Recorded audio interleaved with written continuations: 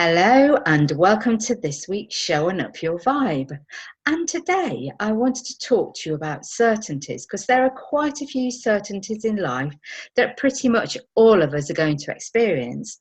And that is when we come into this earth from our mother's warm, safe womb, we will most probably be crying, kicking and screaming. And throughout our life, a certainty is that we're going to suffer some sort of trauma or event. We're going to have challenges in our life. We're going to experience emotions, either high or low. And we're definitely going to pay tax. And the last thing is that we're going to pass away. But what is important is throughout of all of those certainties on our journey in life is what we do in between and how we raise to the challenges in life. And today my guest is Jignesh Vaidya. Is that right, Jig? That's correct, yes. And I call him Jig for short. I met Jig and it's unbelievable. We talked about this the other day. We met actually 21 years ago when I was an ergonomist and I was doing some research for a company on the best design for using an ATM machine for wheelchair users. So that may give you a clue that Jig is a wheelchair user. And the reasons for that is that at the age of 2, Jig contracted polio while he was living in Mumbai in India. And maybe you can fill in the rest of the details and we'll take the show step at a time at your comfort. So we'll just talk about your experience from the age of 2 when you first got polio and what you can remember about it and your life in Mumbai. And then when you went over to you explain the story. Yeah, sure. Yeah, I contracted polio age of 2 in Mumbai. First 14 years of my life, it was hard because I didn't. My first wheelchair, it was age of 14. So when I was living in Mumbai, I was paralyzed waist down, and some of the medicine I was that my mom and dad been told by all your neighbors and relatives, what do you have to do to make Jigs walk again? Those are some of the things they did. For example, they had to dig the hole 6 feet, the hole in our courtyard, basically a hole, put me in that hole, put the sand over me in the bearing sun for 6 hours. And I had to do that for every day, for goodness how long, I can't remember. I would say a number of years. And there's because my legs as a polio, one is shorter than others. So they thought this might help to grow back. Some of the muscle might come back. Mm-hmm. But all this, another thing, they put me on for 3 years until I start stealing the food, which I'll tell you in a minute. I was on diet, and that diet was from age of 7, I think, to 11. My diet was no salt in my food, which is, as you can imagine, it was hard.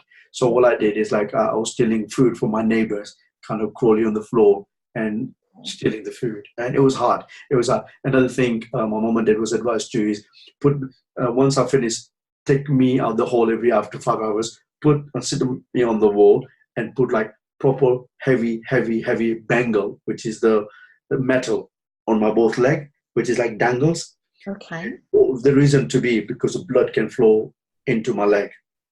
This was the mentality people have because of the no medical experience. They thought polio is just one of those things, but I might get better as time goes. I understand in 15 years later when I came to this country that once you get polio, you don't get better. You remain same. Some of the people get better, some people don't, but you remain same long as you stay active in your life. So life in Mumbai for first 15 to 16 years, for me personally, it was hard life because the school, for example, education, my dad and my mom had to ask this person where I was living to carry me every single day, 7 in the morning, to take to the school on his back. And my first day at the school was age of 12, which is again, I was a late starter, and he has to take me there. And I don't know if your audience knows about anything about India or life in Mumbai. The facility in Mumbai that 30 years ago, it was poor. So when you go to the toilet stuff, it's really bad, especially a person like me who goes on the floor, has to go on the floor. It was really dirty. There was a time I had a friend had to lift me up to go to the toilet, for example, because I couldn't go on the floor because it was so dirty, so messy, if you like. So that was some of the example. So yeah, life was in Mumbai was difficult. I do miss it some of the life because I miss my friends, I miss my family, who's my mom's side still there, my dad's side. So I miss that warmth.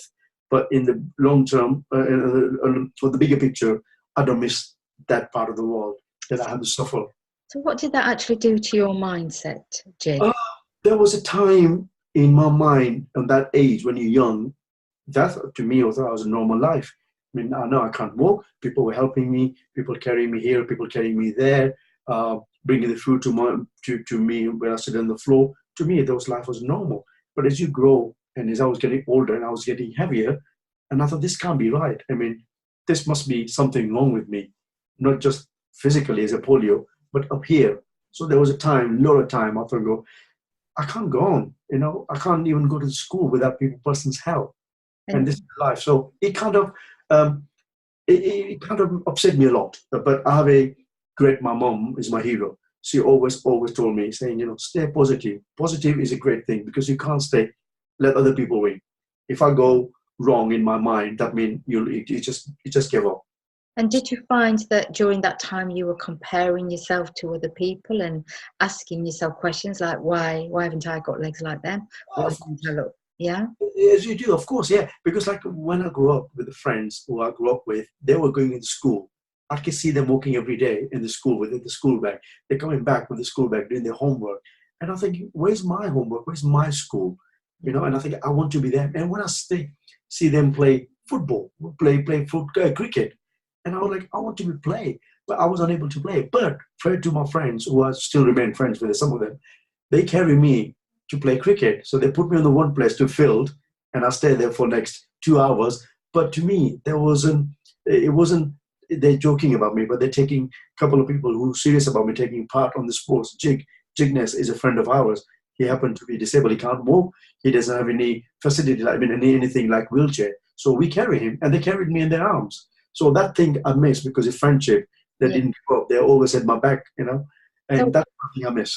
when you have got all this adversity in life that you had at that time, and that is true adversity and challenges, and your mother said to you, be positive, that must have been really difficult to comprehend because how would you know what positive is?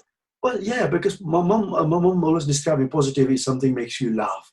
There's something make you happy, and that's make you smile. So to me, at the time, when I see other people coming back to the school doing their homework and they have a smile on their face because they finished the last page of their homework, they're going out to play in the courtyard. Yeah. That make them happy. To to me, I kind of relate that thinking, oh, I'm gonna play sports soon as they finish their homework because they're going to carry me to that courtyard. I'm going to play cricket there. So there was my happiness. That's to me staying positive. Okay. And obviously those words um, made some impact on your mind because when I first met you all those years ago, you were an amazingly positive person. And it's like nothing could faze you. And people are just drawn towards you because of your positivity. Well, thank you. I mean, thanks for that. Thanks for that comment. But yeah, like again, it's like more my background, the way I brought up to never to give up and fighting or staying positive until the end, whatever comes in your way. Well, sometimes we have a bad day, sometimes we have a good day. But we need to just stay on our goal, which my goal was at the time to stay. One day I will have my first wheelchair. One day I will go to school. One day I may be going to college. Who knows? So And they were your dreams. exactly. It was right there, but I couldn't do that. But you're right. It was in my mind thinking, one day I will do it. I mean, there will be a time that I will go to school. And fair enough, at the age of 11, my first day in the school. Yeah. But then when you reached around 16, 17, you went off to Dubai. Yeah, You my left dad. Mumbai. Yeah, my dad was working for the bank, well-known bank at the time. He also had his job with the same company from the Yemen to Dubai to here. That's why we got the British citizen. So when we left Dubai, Mumbai, age of 16, to live in Dubai, I thought, wow, this is it. My life is going to change. Because Dubai, a lot of people talk about that, thinking good opportunity and more prospect from education to wealth, which Yeah. I got nothing about it. My dad knew all about it, but I was wrong. For that 2 years, it was so harder than Mumbai, living in Dubai for 2 years. Yeah, In what because way? I tell you, to you and your to viewers, I had to stare on the window for a year at least or more even to stare at the wall and the sea because I didn't have a wheelchair because I wasn't the East Midland or sorry a Middle East citizen like the UAE, so Um, they weren't allowed to help me, or the government government of Dubai would help me. We didn't get the basic education. So my auntie, who was a teacher at the time, she used to come to my house once a week to teach me English and basic Arabic.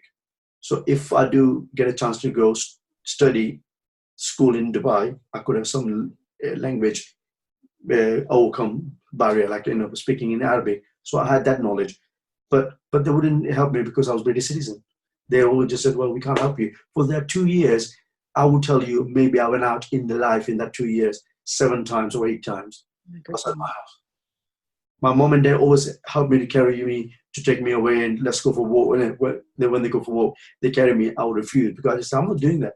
So they hired this taxi driver to take comes in every 6 months to take me for 2 hours from Dubai to Sharjah, which It is about sounds 2 hours drive. absolutely horrendous for Yeah. you. So that was my life in Dubai. And then from Dubai, you actually came to the UK, didn't you? And English was your second language, very limited English at that time.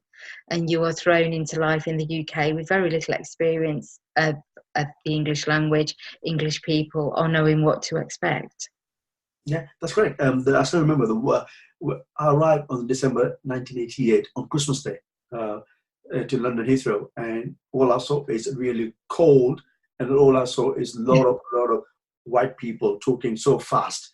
And beside myself and my other sister, my older sister, we were like, and my mom, we couldn't speak the language. But my dad, my sister, and my brother, they're fluent.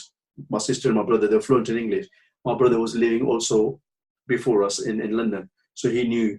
But to me, it was like, what is going on? And I had no idea. And it was so cold. It was so cold for me. But Mhm. I thought in my mind, thinking this is gonna be worse what I had in Dubai because A, I can't speak the language. B, I never recognize the people because they're different skin. They're talking too fast. What we're doing here? And when you go outside, as soon as we come outside, it was so rainy and it was so snow. I was so cold. And my mom was carrying me in her arms. I thinking, are we staying here long, mom? And 5 years later, I'm still here, or something like Welcome to England. So I must imagine, though, but even though your perceptions were this is a cold, horrible, wet place, life certainly took a turn for the better for you. oh, this is the best move my dad ever moved, like playing a chess.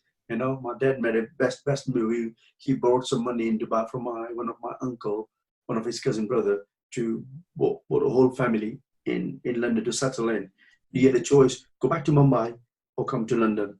So according to my uncles, with my dad's cousin brother, saying, "You go British citizen, you're wasting it if you don't go now. You can't go Mumbai. Look at Jigs. If you go back in, Jignesh not gonna have a life."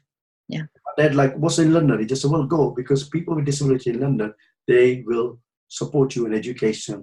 Jig will work. Jig will have this. My dad, like, are you kidding me? In London? He just said, yeah. So when we made a move, we borrowed the money and we came here.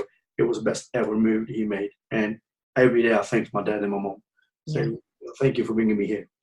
Because it was only 10 years from when you came to this country to when we met. Yes. And what I saw was a guy in a wheelchair who was very happy, was very positive, was fluent in English. This is the man that you were, and you draw people towards you. So, what happened in those 10 years of your journey to transform you from the person that you were describing, who came over from Dubai, to the person that you were 10 years ago? Well, nothing. Basically, I started doing. I thought I was behind everybody else, so I need to catch up. So as soon as we settle in the place in here in Leicester, uh, we applying for the education place for me, and it wasn't like back in India or Dubai. they won't help because you're disabled. And here, if you're disabled, so what? You're British citizen, so what? If you're not British citizen, so what? We help people. This is the greatest country. I'm so proud of it. So when I arrived, we fulfilled the form for the education. And within 2 months, we got the reply saying, can Jignesh come in September 90? I still remember 2nd of September in 1990 to Broadway FA Center to get my first English lesson. Yeah. And that's the ball started rolling. I met so many friends to start my English teaching, like learning English from them.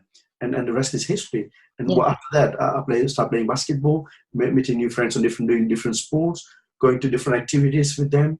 So basically, I was trying to catch everything what I lost in first 11 years of my life back in Mumbai. Yeah. So this is it. I'm thinking, I need to get everything. And my mom was worried, thinking, you need too much. You were studying hard, trying to learn English, then you're coming back, then you're going to basketball training, then you're coming back, and you're having a little sleep, then you're getting up and do your college work. But I was thinking, this is it for me. I can't stop now. So I need to carry on. So that's what I did. Yeah, that was really touching to me when you were talking about the equality that we aspire to in this country. To anybody that comes to this country, they all get treated equally. It doesn't matter what nationality you are, what the colour of your skin is. I know that for you, you've had a lot of challenges, and there are a lot of people that come into the country that have challenges, but we do try to support people in the UK as best we can. And, you've just verified that from the treatment that you got in Mumbai, which was absolutely a scandal, to be quite honest. No, you're not wrong, because still, for example, in Mumbai, I had to wait. Age of 14, I had to get first wheelchair. Remember, I was paralyzed age of 2. 12 years later, 13 years later, I never had a wheelchair. My dad and my mom, they used to go every 6 months to the local hospital, fill the form, and bribe people. This is me, who are their citizen. Like, I was born in Mumbai. I came to UK within 2.5 weeks. I had a wheelchair come to my door, and my mom and dad looked at each other thinking, "How much do we need to pay?" They just said, "No, this is yours." Oh my goodness! And I had this red wheelchair. I've still got the picture right in front of me here. My first wheelchair.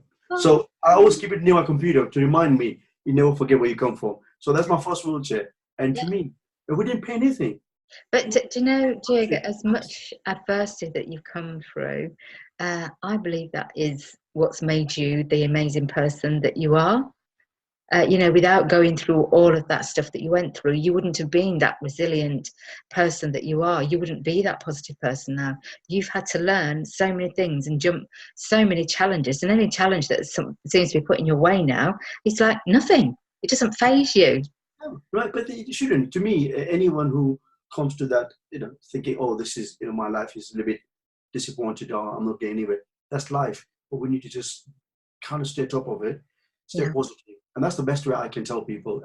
Seriously, Jig, there are people who have beautiful bodies, they're beautiful people, and they don't even have a quarter of your mindset. No, maybe that's inside, they're not happy. I mean, I was in India living in slum, and I was still happy. And I'm living in Great Britain, like my job, my own house, and I'm still happy. I'm still the same person. All I say is like, my goal post maybe change. I'm still happy. I mean, I work hard. Sometimes, for example, when you apply for the job, you don't get an interview. Then you're thinking, oh yeah, because I'm disabled or because I'm Asian. I'm thinking, no, because I'm not ready yet. They didn't give me the chance because I'm not ready yet.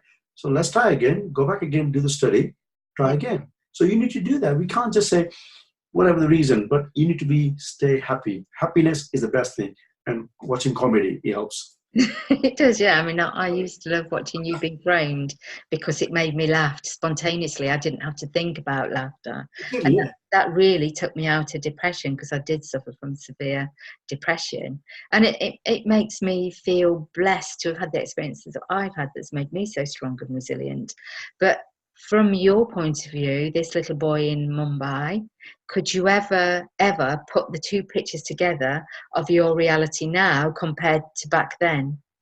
Never. Oh God, no, never. I mean, like every day, because my background is like Hindu. So my mom and dad taught me, before, when you wake up, if you see something smiley or something happy in your mind, you always pray, put your head and bow to your head. Like, you imagine that God is there, like Ganesh or any God you believe in.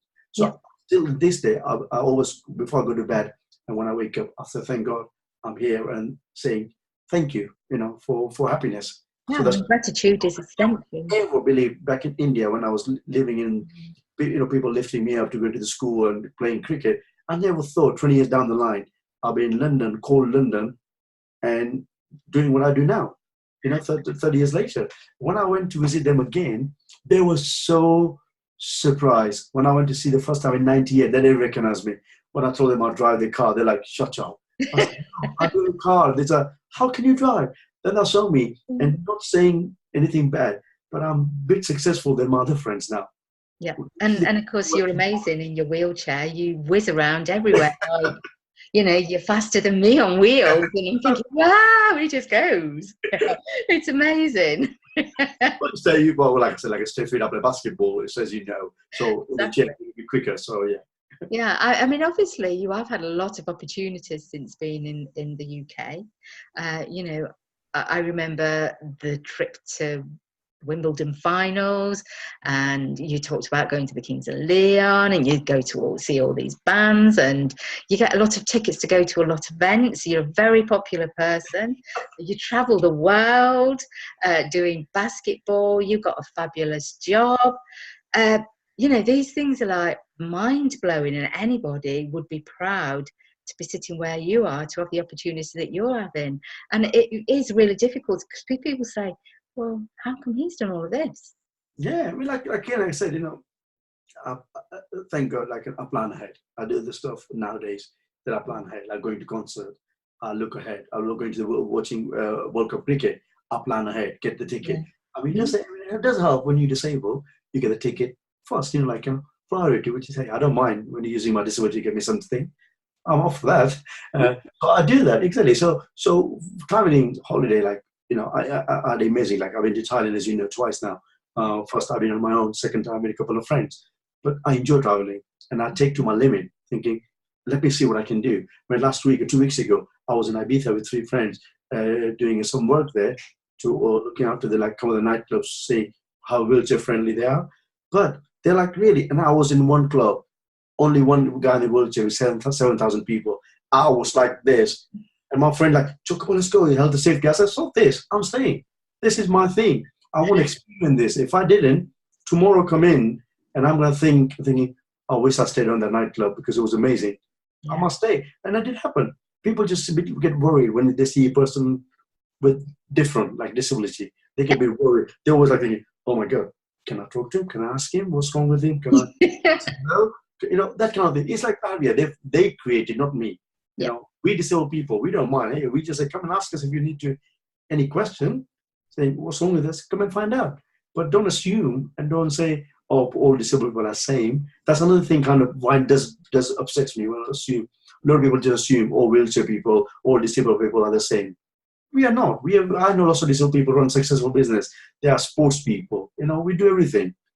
So you actually mingled with stars as well. I mean, you've got your photograph with Jignesh Vaidya. You've met some quite famous people, haven't you? Yeah, it's through my job, which is now and then I do meet famous people. Like some of the men you mentioned in the past, I met Neville brothers, because one of the Neville's brothers got the daughter who's disabled. So, and now and then I go to school, part of the Scope charity. I'm one of the role model. So I go out in the school and the charity, just talk to them about my disability and my barrier, what I've overcome so far, like we just talked about earlier. So what I did and what I'm doing and what I like to do. And hopefully this is people who are these business people who are listening or watching this thinking, there's something we can do to make disabled people's life easy. Yeah. Remove all this. Really, you are an ambassador, Jig. Thank you. For people in wheelchairs. And you can give people in wheelchairs the will and the mindset to do better for themselves and make them realise, they don't have to see it as a disability. They can see it as a blessing. It has been a blessing for you. Oh, to me, like to turn around, yeah, definitely. I mean, if I wasn't, I don't know what my life turned out if I wasn't in a wheelchair. There's sometimes people ask me when I go to India, this time last year when I was running a wheelchair basketball camp, for my team, my home team in India. They invited me. Amazing. They invited me. Jignesh Vaidya, can you come in and help us out? I'm like, whoa. I'm the Indian boy. They said, you what? I said, I was born in India. They're like, no. I went there in Delhi, in Chennai, in Mumbai, ran the basketball camp, and they were amazed with my ability, what I'd done. And I'm thinking, I'm one of them. Then I realized, step back, thinking, I'll be one of them if I didn't, my dad made a move to go come here. Yeah, I mean, you have as well got extraordinary upper body strength. Mm. You know, from your weight training, from the basketball, you've got this incredible strength, and you know you can get upstairs quite easily.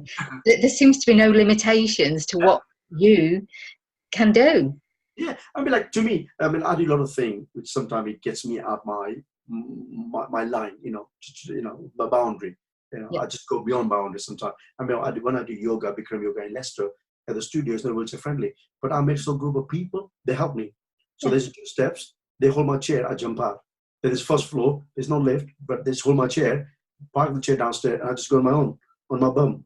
But like you said, because the reason is because I need to stay that strong. I mean, it's easy for me to say, I'm not doing gym because I'm in a wheelchair. I'm not going to yoga. I can't work because I'm in a wheelchair. Then next thing I know, I'll be putting weight on, watching TV, and just staying in Wetherspoon. Yeah. People do that. I've seen that people doing that because once they lose the job, a few friends I know on playing basketball, they can become to retirement age in basketball. Rather than going coaching and help next generation, they step back and think, you know what, I've been there, done that. And now you see them thinking, you're just wasting your life. You're not passing your knowledge, your ability, your positiveness to the young generation. Some people don't do that, which to me, if I can't play, I'm not faster than my friend George, but hey, I can tell him how to go faster than him. Yeah. More I mean, you do coach basketball, don't you? I do, yeah. I got coach at Coventry currently. So yeah, we've got 2 different clubs, like the 2 different teams in the clubs. Mm-hmm.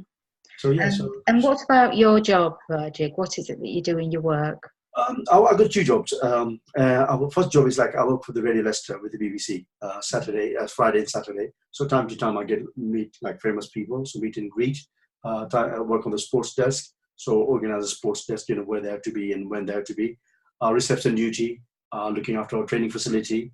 So that's my one job. Second job, which is Monday to Thursday, I work for Remploy and Maxima, which is an American company. What we do there is my role is there as a project assistant. That means I'll go out and support the business, our businesses and commercial businesses when it's come to access issue. Could be physical access, could be software issue. The reason is they or us like to get more disabled people in workforce. Yeah. So before they do that, they just say, we like to get 10 disabled people in our company. But before we do that, can you come and help us out? So I would just go look around the building thinking, you need 1 toilet there, 1 there. If you're going to have a workstation here, if you're a wheelchair user, you need this space. If you're a person with visual impaired, you need this for them, and so forth. That's what I do. So you're a bit of an ergonomist yourself then. Which is amazing. Sometimes. Yeah, that is so inspirational. Here you are, you've got 2 jobs, plus you're traveling the world, meeting famous people, and you really do appear to enjoy your life very much. Or is that a facade you put on? No, you're spot on. I do enjoy my life. I mean, there was not a day I stay in the bed and in the chair thinking, oh man, this is so rubbish, my life. Never. I always, like I said, never think. If I think sometime I have a bad day, I just go in the gym, burn it out, just put the more weight on and just do more weightlifting. Yeah. But there is we always have a bad day now and then. We always have sometimes people go through the week. But you have to make sure that week doesn't become a month. Otherwise, month become a year, and that's it. Then you kind of slide in that dark hole. Yeah. So I try to stay on the top of that. But touch wood, I mean, like you said, I'm always happy and always positive. So I stay that way. Yeah, you have a saying, don't you, that you swear by?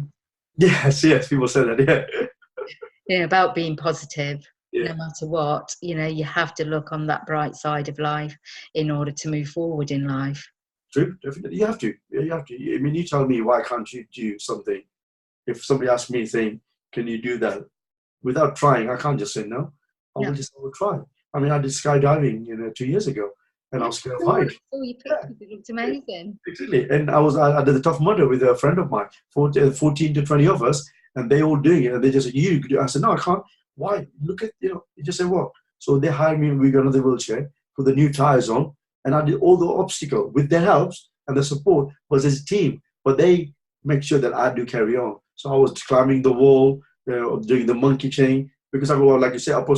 I did it. And there was another video on the Tough Mudder thinking, first disabled person to complete whole thing. I'm like, oh.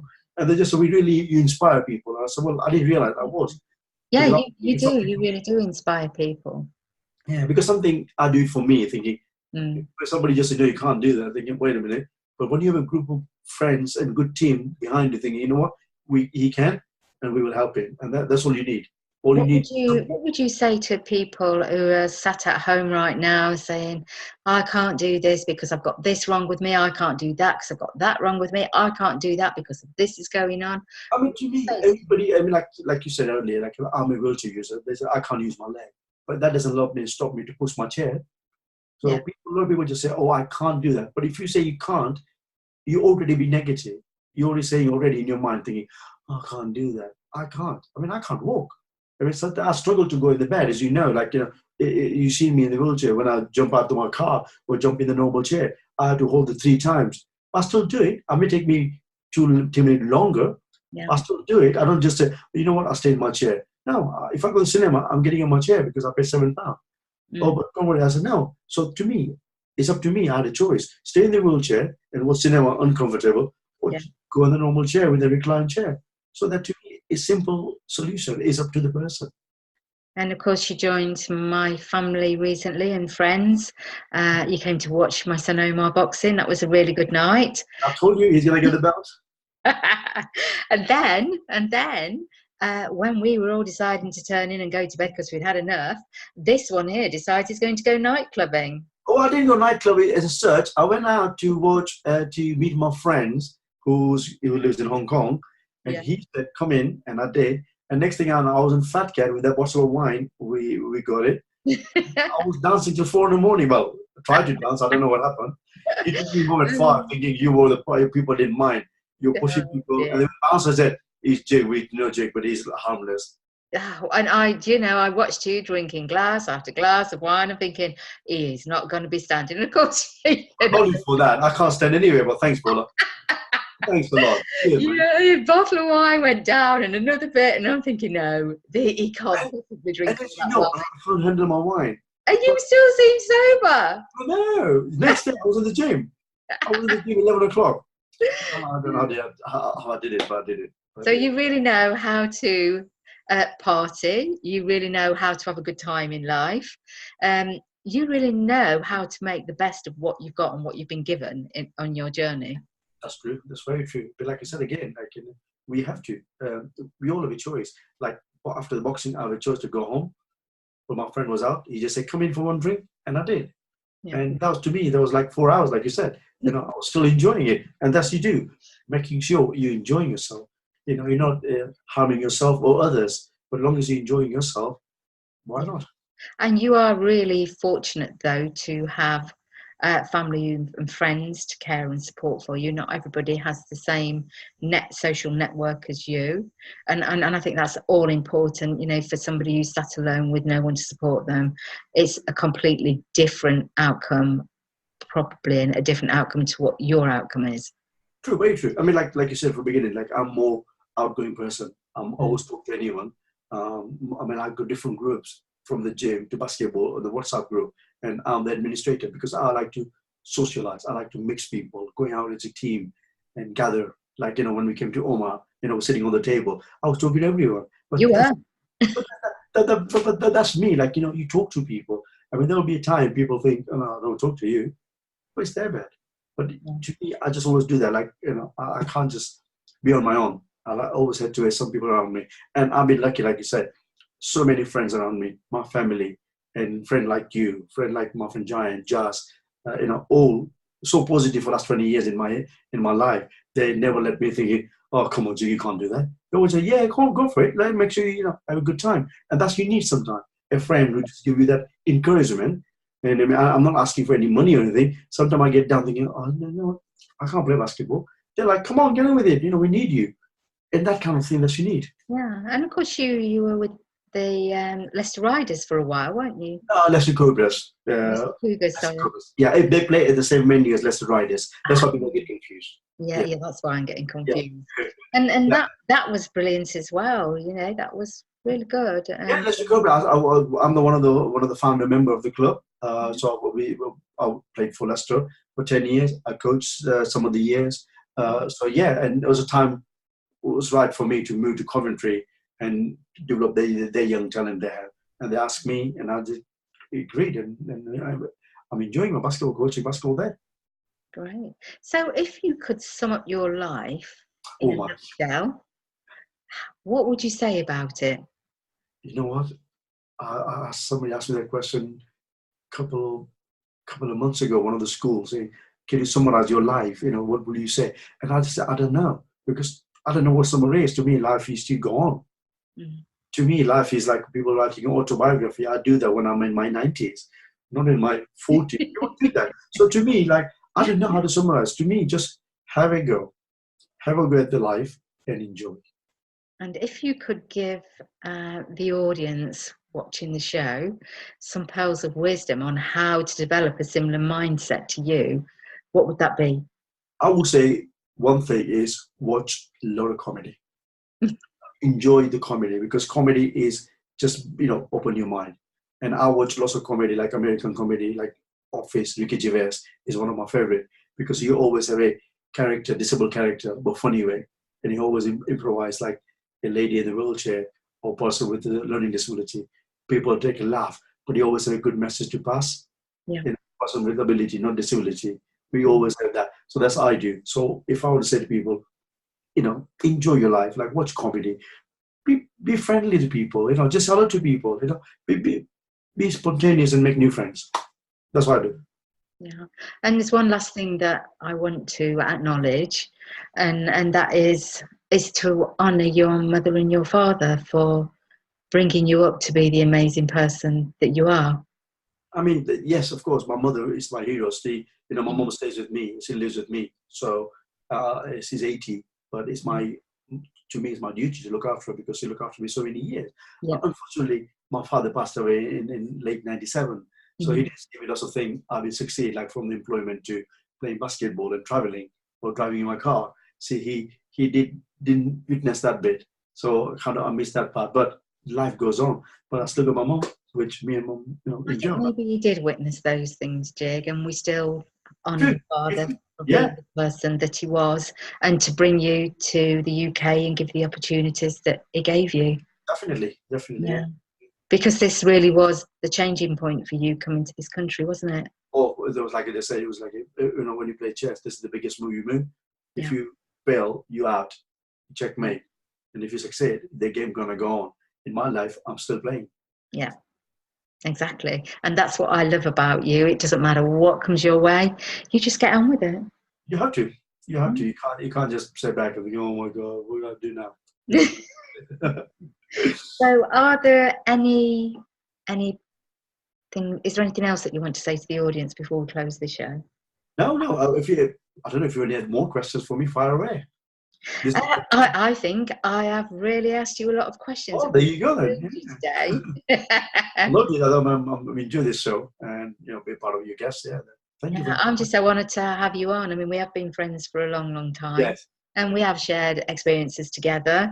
I consider you part of my family, just like my sons. You've been around for a long time, yeah, and you'll be around for a lot longer.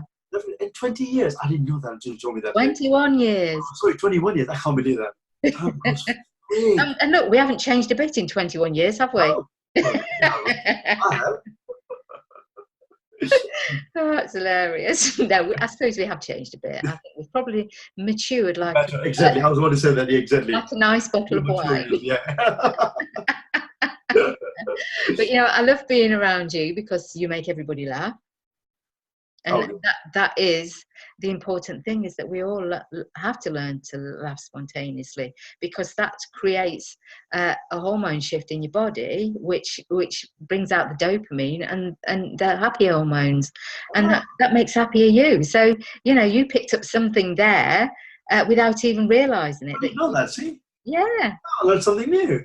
And that makes you a lot stronger and fitter and have more energy when you're firing off the dopamine instead of the cortisol and the other things that come along when you're in stress. Ah, So you've naturally picked up that skill without even being good told. training, yeah. Yeah. Oh, very So good. amazing. Oh, yeah, thank you. So thank you so much for being on the Thank show, you for having Jig, me. and I hope to meet up with you again soon at some event or another. Yeah, definitely.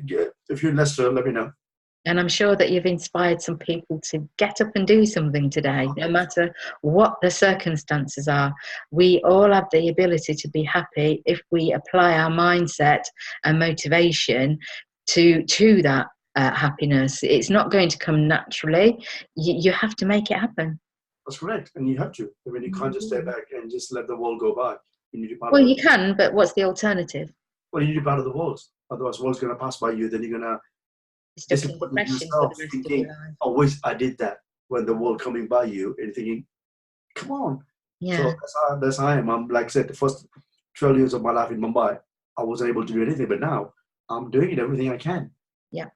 So you're not going to have one of those bad deathbed wishes which says, oh, I wished I've done this, I've wished I've done that, because you're going to do everything you want to while you're on this earthly plane. You never know.